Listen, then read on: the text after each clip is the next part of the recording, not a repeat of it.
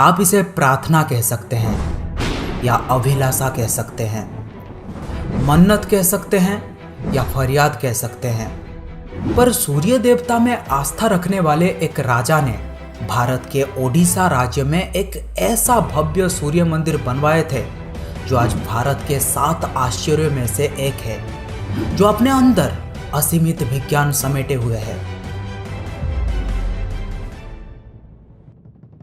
श्री भारतवर्ष, जिसे दुनिया कभी विश्व गुरु के नाम से भी जानती थी, उसी भारतवर्ष में एक महत्वपूर्ण राज्य है ओडिशा। प्राचीन काल में यह कलिंग के नाम से जाना जाता था।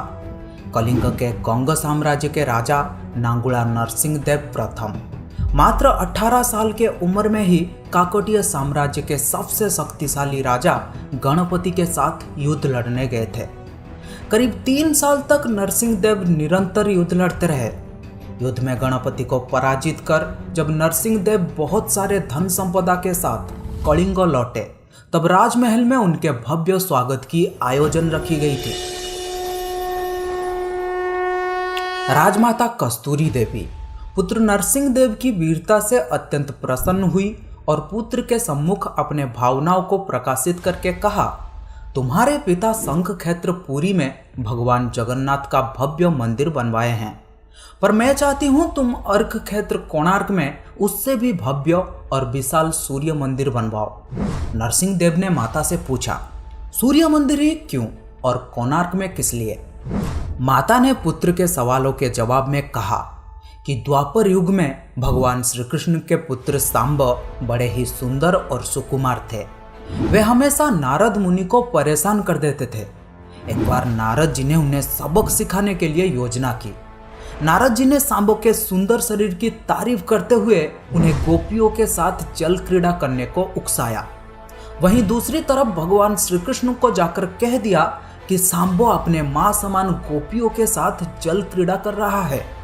ये बात सुनकर भगवान श्री कृष्ण अत्यंत क्रोधित हो उठे और तुरंत अपने बेटे सांब को श्राप देते हुए कहा कि जिस सुंदर शरीर के लिए तुम्हारा इतना गुरूर है वो अभी नष्ट हो जाएगा। सांब को कुष्ठ रोग हो जाता है। सांब राजमहल में लौट आते हैं और माता जम्मूमती को जब यह पता चलता है कि पिता श्री कृष्ण की श्राप की वजह से पुत्र की यह दुर्दशा हुई है, तो सभी रानियां क्रोधित हो जाती हैं। आखिर में नारद जी को बुलाया जाता है। नारद जी ने रोग निवारण का उपाय बाहर किया और कहा कि सूर्य की पहली किरण उड्र देश के कोण में पड़ता है, जो कोणार्क के नाम से जाना जाता है। शाम को अभी जाकर सूर्य देव की आराधना करनी होगी, तभी जाकर सांब इस श्राप से मुक्ति पा सकेंगे। बहुत ही लंबी और कठिन यात्रा के बाद सांबो कोणार्क के चंद्रभागा नदी के पास पहुंचे। अन्न जल त्याग कर 12 साल कठिन तपस्या करने के बाद सूर्यदेव प्रसन्न होकर प्रकट हुए और सांब को रोग मुक्त होने का वरदान दिया। स्नान के पश्चात जब सांबो नदी से बाहर आते हैं, तब वे रोग मुक्त हो चुके होते हैं और उनके हाथों में एक छोटा सा पत्थर होता है। उनके सुंदर और सुकुमार शरीर को देखकर सभी अनुचर और सेवक अत्यंत प्रसन्न थे। सांबो ने उस पत्थर को वहीं स्थापित करके एक छोटा सा मंदिर बनवाया। पर जब उन्हें पता चला कि सूर्य पूजा की विधि विधान यहाँ पर किसी को भी पता नहीं है, तब वे चिंतित हो गए और फिर से सूर्यदेव की ध्यान में बैठे। सूर्यदेव पुनर्प्रकट हुए और सांबो के पूछने पर बताए कि दूर पश्चिम के साक्य देश के मागा ब्राह्मण सूर्य पूजा की विधि विधान जानते हैं। ये बात सुनते ही सांबो साक्य देश की ओर निकल पड़े, जो आज का ईरान है।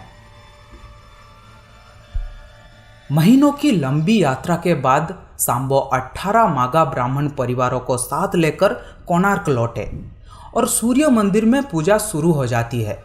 राजमाता कस्तूरी देवी नरसिंहदेव को बतलाते हैं कि विवाह के कई सालों तक जब मैं निसंतान थी, तब मैंने भी उस सूर्य मंदिर में पूजा अर्चना की और तुम मुझे पुत्र के रूप में प्राप्त हुए। माता की बात सुनकर नरसिंहदेव मां को कोणार्क में संसार का सबसे भव्य और विशाल सूर्य मंदिर बनवाने का वचन दिया। सदाशिव सामंतराय महापात्र, जो शिवे सांतराय के नाम से लोकप्रिय थे, वे अपने सहयोगी विशु महाराणा के साथ मंदिर का प्रतिरूप बनाते हैं और राजा नरसिंहदेव के सम्मुख प्रस्तुत करते हैं। नरसिंहदेव मंदिर का प्रतिरूप देखकर अभिभूत हो जाते हैं और शीघ्र मंदिर निर्माण कार्य आरंभ करने का आदेश देते हैं। दूर दूर से बड़े बड़े पत्थर लाए गए। मंदिर निर्माण कार्य तेजी से होने लगा। 1200 कारीगरों ने मिलकर 12 साल में एक भव्य मंदिर बनवाए, पर लाख कोशिशों के बाद भी उस विशाल मंदिर के गुंबद पर एक कलश स्थापित नहीं हो पा रहा था, जो किसी चुंबकीय पदार्थ से बना हुआ था। वहीं दूसरी तरफ राजा नरसिंहदेव ने आदेश दिया कि कल रात्रि काल तक अगर कलश स्थापित नहीं हुआ तो सभी कारीगरों के सर धड़ से अलग कर दिए जाएंगे। ये बात सुनकर सभी शिल्पीकार गहरी सोच में डूब जाते हैं। आखिर करे तो करे क्या। मुख्य शिल्पीकार विशु महाराणा, घर से निकलने के वक्त उनका एक बेटा हुआ था जिसका नाम था धर्मपद, और लोग उसे प्यार से धर्मा बुलाते थे। धर्मा सूर्य मंदिर के प्रतिरूप पर कलश बिठाकर प्रसन्न होता है और पिता को दिखाने के लिए माँ के पास जिद करता है। माँ अपने बागीचे के कुछ फल एक पोटली में बांध कर देती है और कहती हैं, अपने कुत्ते बोड़िया को साथ लेकर कोणार्क जाओ। धर्मपद कोणार्क पहुंचता है। बोड़िया अपने मालिक को पहचान जाता है और उनसे जाकर लिपट जाता है। धर्मा अपने पिता को प्रणाम करता है और अपना परिचय देता है। सभी कारीगरों को चिंता में देखकर धर्मा इसका कारण पूछता है।